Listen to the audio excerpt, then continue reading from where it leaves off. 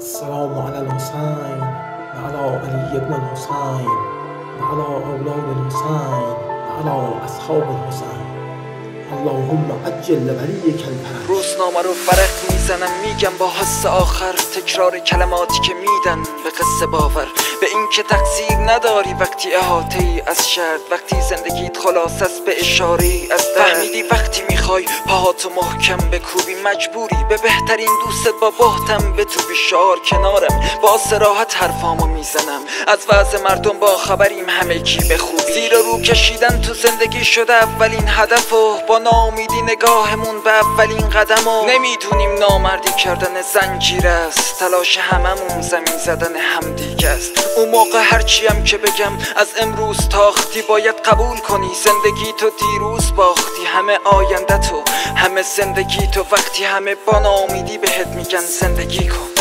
نخوشی کردم، نه اونقدر سختی که بگم مردم، نمیخوام به حرف تکیه بدم که من قاتل دردم. با تعصب بیجا نیا سر حسم، بذار کم کم آروم بریم تا ته قصم. شبم و تا صبح به آینده تو هراس موندم، حتی دلم آروم نمیگیره با نماز خوندن. وقتی آرزویی که باش هدف تو میساختی، ذهن تو تکرارن با یه جمله تهشو میباختی. وقتی حرف زدن میشه گوله تو شقیقت، وقتی بدون فکر ادامه دادن میشه عقیدت. وقتی بودن سیاست روزمره سلیقت معلوم مرگ از زندگی وقتی با تمجید بیجا زیر پا له کردن کشور و مردم و کسایی که طی کردن چندین سال و دم نزدن از اوضاعمون. کلمات با ترس میان و باید از اوضاع خوند.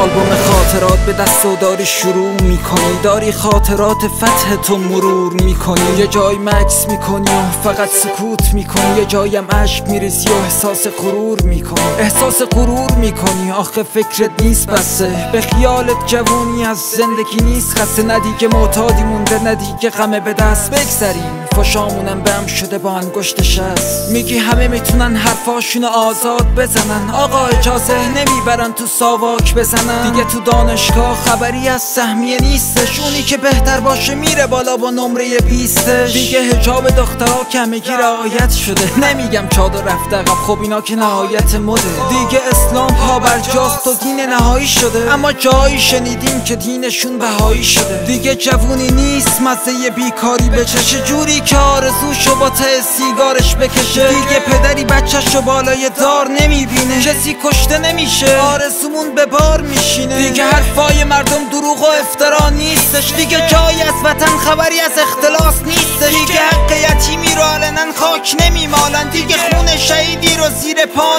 نمیذارن. دیگه نفت گازمون نمیره واسه بیگانه ها، همه مردمم که راحتن تو این ویرانه ها. دیگه خطای زندگی همه هم سطح، جدا نیست آدمی که میگن بدبخته. دیگه تاریخمون که زیر اتوبان نرفته، دیگه که نمیگن مغزی باز در رفته. دیگه سالا دارن پشتم میان آقا، میشه جواب بدین حوصله‌مون سر رفته.